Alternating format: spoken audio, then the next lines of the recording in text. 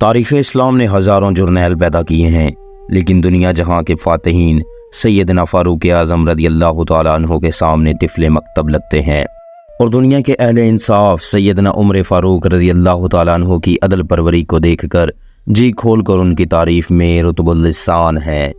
امیر شریعت سید عطا اللہ شاہ بخاری رحمۃ اللہ علیہ نے ایک سوال کے جواب میں فرمایا تھا کہ عمر رضی اللہ تعالیٰ عنہ مراد رسول ہیں، جبکہ دیگر صحابہ کرام رضوان اللہ علیہ مجمعین مرید رسول ہیں، اور عمر فاروق اعظم رضی اللہ تعالیٰ عنہ مراد رسول ہیں، کیونکہ حضور صلی اللہ علیہ وآلہ وسلم نے خود خدا کے آگے جھولی پھیلا کر عمر کو مانگا تھا کہ یا اللہ مجھے عمر عطا فرما۔ ایک عالم نے کیا خوب کہا تھا کہ عمر رضی اللہ تعالیٰ عنہ پیغمبر اسلام صلی اللہ علیہ وآلہ وسلم کے لیے عطائے خداوندی تھے۔ امیر المومنین حضرت عمر فاروق اعظم رضی اللہ تعالیٰ عنہ اسلام کے دوسرے خلیفہ تھے۔ آپ کا لقب فاروق اور کنیت ابو حفص تھی، اور یہ دونوں نام حضور صلی اللہ علیہ وآلہ وسلم کی طرف سے عطا کردہ تھے۔ آپ اعلان نبوت کے چھٹے سال 40 مرد اور 11 عورتوں کے بعد مشرف با اسلام ہوئے۔ آپ کے ایمان لانے کا واقعہ بہت مشہور ہے، کیونکہ حضور صلی اللہ علیہ وآلہ وسلم نے خود خدا کے آگے جھولی پھیلا کر عمر کو مانگا تھا کہ یا اللہ مجھے عمر عطا فرما۔ آپ کے ایمان لانے سے مذہب اسلام کو بے پناہ تقویت ملی کہ مسلمان کھلم کھلا عبادت کرنے لگے۔ آپ کا شمار عشرہ مبشرہ میں بھی ہے، جن کو نبی پاک صلی اللہ علیہ وآلہ وسلم نے دنیا میں ہی جنت کی بشارت سنا دی تھی۔ ایک رشتے سے آپ حضور صلی اللہ علیہ وآلہ وسلم کے خسر بھی تھے کہ آپ کی بیٹی ام المومنین حضرت حفصہ رضی اللہ تعالی عنہا حضور صلی اللہ علیہ وآلہ وسلم کی زوجیت میں تھیں۔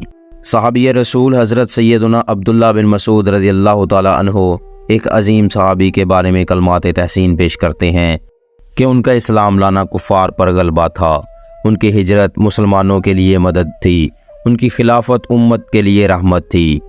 اللہ پاک کی قسم جب تک وہ اسلام نہ لے آئے ہم کعبۃ اللہ کے پاس نماز پڑھنے کی طاقت نہیں رکھتے تھے۔ اے عاشقان رسول، یہ معزز محترم اور محسن ہستی خلیفہ ثانی امیر المومنین حضرت سیدنا عمر فاروق اعظم رضی اللہ تعالی عنہ کی ذات گرامی ہی ہے۔ آپ رضی اللہ تعالیٰ عنہ عمدہ اوصاف اور اعلیٰ اخلاق سے مزین تھے۔ آپ رضی اللہ تعالیٰ عنہ اصلاح قبول کرنے کا ایسا جذبہ رکھتے تھے کہ امیر المومنین ہونے کے باوجود بھی کوئی ماتحت نصیحت آمیز بات کرتا تو برا منانے کی بجائے اس کی بات کو خوشی سے قبول فرما لیتے تھے۔ اللہ کریم نے آپ کو قدرتی روب و دبدبا سے بھی نوازا تھا۔ حضرت علامہ عبدالرؤف مناوی رحمۃ اللہ علیہ فرماتے ہیں کہ آپ رضی اللہ تعالی عنہ کے دل پر پاک پروردگار کی عظمت غالب رہتی تھی، جس کی وجہ سے شیطان آپ سے دور بھاگتے تھے، کفار تھر تھراتے اور لوگ مرعوب رہتے تھے۔ آئیے اس عظیم وصف کی چند جھلکیاں آپ کو سناتا ہوں۔ حضرت سیدنا علی المرتضیٰ شیر خدا کرم اللہ وجہ الکریم ارشاد فرماتے ہیں کہ حضرت سیدنا عمر فاروق اعظم رضی اللہ تعالی عنہ کے سوا کسی نے اعلانیہ ہجرت نہ کی۔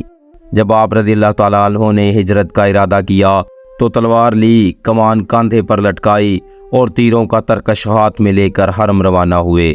کعبۃ اللہ شریف کے صحن میں قریش کا ایک گروہ موجود تھا۔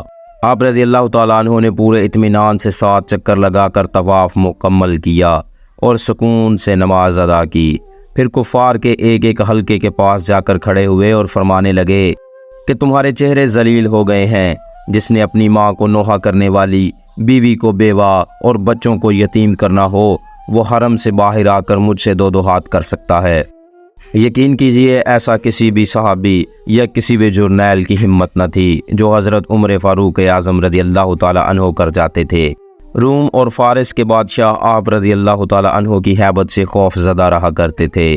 ایک مرتبہ ملک فارس کے ایک بہت بڑے سردار ہرمزان جو بعد میں مسلمان ہو گئے تھے، ان کے ساتھ 12 قیدیوں کو بارگاہ فاروقی میں لایا گیا تو اس وقت آپ رضی اللہ تعالیٰ عنہ مسجد میں آرام فرما رہے تھے۔ ہرمزان سمیت تمام لوگ ہلکی آواز میں باتیں کرنے لگے اور رعب سے کانپ رہے تھے کہ کہیں حضرت عمر فاروق رضی اللہ تعالیٰ عنہ بیدار نہ ہو جائیں۔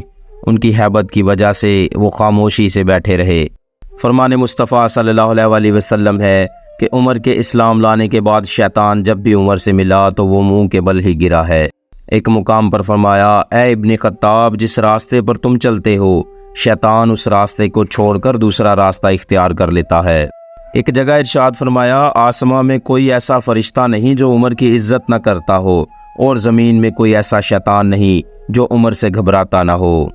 حضرت سیدنا علی کرم اللہ وجہ الکریم ارشاد فرماتے ہیں کہ ہم تمام صحابی رضی اللہ تعالیٰ عنہ سمجھتے تھے کہ حضرت سیدنا عمر فاروق رضی اللہ تعالیٰ عنہ کے ساتھ جو شیطان ہے وہ اس بات سے ڈرتا ہے کہ آپ کو کسی غلط کام کا حکم نہ دے دے۔ کسی موقع پر ایک حبشی لڑکی اچھل کود رہی تھی اور لوگ اس کی گرد جمع ہو گئے تھے۔ اچانک حضرت سیدنا عمر فاروق رضی اللہ تعالیٰ عنہ آ گئے تو لوگ آپ کے خوف اور ہیبت کی وجہ سے وہاں سے فوراً بھاگ گئے۔ اس موقع پر حضور نبی کریم صلی اللہ علیہ وسلم نے ارشاد فرمایا کہ میں دیکھ رہا ہوں کہ انسانی اور جناتی شیطان عمر کو دیکھ کر بھاگ رہے ہیں۔ ایک دن حضرت سیدنا عمر فاروق اعظم رضی اللہ تعالیٰ عنہ بارگاہ رسالت میں اس وقت حاضر ہوئے جب کچھ قریشی عورتیں رسول اللہ صلی اللہ علیہ وسلم سے بلند آواز میں سوالات کر رہی تھیں۔ جیسے ہی آپ رضی اللہ تعالیٰ عنہ نے داخل ہونے کی اجازت مانگی تو وہ عورتیں آپ کی آواز سنتے ہی ہیبت اور خوف کی وجہ سے پردہ میں چلی گئیں اور ان کی آواز نکلنا بھی بند ہو گئی۔ حضرت سیدنا عبد الرحمن بن عوف رضی اللہ تعالیٰ عنہ فرماتے ہیں کہ تم لوگ جان لو ہم سب سے زیادہ رعب و دبدبے والے حضرت عمر بن خطاب رضی اللہ تعالیٰ عنہ تھے، یہاں تک کہ اللہ پاک کی قسم ہم طاقت نہیں رکھتے تھے کہ آپ رضی اللہ تعالیٰ عنہ کی طرف مسلسل دیکھتے رہیں۔ ایک مرتبہ ایک شخص حضرت عمر فاروق رضی اللہ تعالیٰ عنہ کے پاس آیا اور کہنے لگا کہ ہم پر نرمی کیجئے، ہمارے دل آپ کی ہیبت سے بھر چکے ہیں۔ آپ نے پوچھا کیا اس کی وجہ ظلم ہے؟ تو اس نے کہا نہیں ظلم نہیں۔ تو آپ نے ارشاد فرمایا کہ اسی وجہ سے اللہ پاک نے تمہارے سینوں میں میری ہیبت بڑھا دی ہے۔ تابعی بزرگ حضرت عمر بن میمون رحمۃ اللہ علیہ کہتے ہیں کہ حضرت عمر فاروق رضی اللہ تعالیٰ عنہ کی ہیبت مجھ پر اتنی زیادہ تھی کہ میں پچھلی صف میں رہا کرتا تھا۔ ایک مرتبہ میں دوسری صف میں تھا تو آپ رضی اللہ تعالیٰ عنہ زرد چادر اوڑے تشریف لائے اور 3 مرتبہ ارشاد فرمایا اللہ کے بندو نماز پڑھو، اللہ کے بندو نماز پڑھو۔ امیر المومنین حضرت سیدنا عمر فاروق رضی اللہ تعالیٰ عنہ حق بات میں نرم رہتے تھے اور دین کو نافذ کرنے میں کسی کی رعایت نہیں فرماتے تھے، لیکن یہ یاد رہے کہ اس ہیبت و جلال کے باوجود صحابہ کرام رضوان اللہ علیہ مجمعین حضرت عمر فاروق رضی اللہ تعالیٰ عنہ کی پاس ہمیشہ حاضر ہوتے، ان کے ساتھ مجلس و محفل میں شریک ہوتے تھے اور باہم مشورہ کیا کرتے تھے، یہاں تک کہ خود حضرت عمر رضی اللہ تعالیٰ عنہ فرماتے تھے کہ جب تک تم کچھ نہیں کہو گے تمہارے لیے کوئی بھلائی نہیں، اور جب تک میں تمہاری بات نہ سن لوں میرے لیے کوئی بھلائی نہیں۔ اللہ پاک کی ان پر رحمت ہو اور ان کے صدقے ہماری مغفرت ہو، اور دعا ہے کہ اللہ پاک ہمارے آج کے حکمرانوں کو بھی حضرت عمر فاروق رضی اللہ تعالیٰ عنہ کی زندگی کے مطابق زندگی گزارنے اور عدل و انصاف اور رعب و دبدبا سے رہنے والی زندگی عطا فرمائے اور انصاف کی توفیق عطا فرمائے۔ وہ عالم دبدبا کا کانپتے ہیں کیسر و کسرا ہے جن سے دین کی شان حضرت فاروق اعظم رضی اللہ تعالیٰ عنہ ہے، گلی سے ان کی شیطان دمدما کر بھاگ جاتا ہے، ایسا رعب ایسا دبدبا فاروق اعظم رضی اللہ تعالیٰ عنہ کا۔ امید کرتا ہوں حضرت عمر فاروق رضی اللہ تعالیٰ عنہ کی زندگی کے متعلق اور ان کے رعب و دبدبا کے چند واقعات آپ کو پسند آئے ہوں گے۔ ویڈیو اچھی لگی ہو تو ایک لائک اور شیئر ضرور کر دیجئے گا اور اپنی رائے کمنٹس کے ذریعے ضرور بتائیے گا۔ اللہ پاک آپ کا اور میرا حامی و ناصر ہو۔ اللہ حافظ۔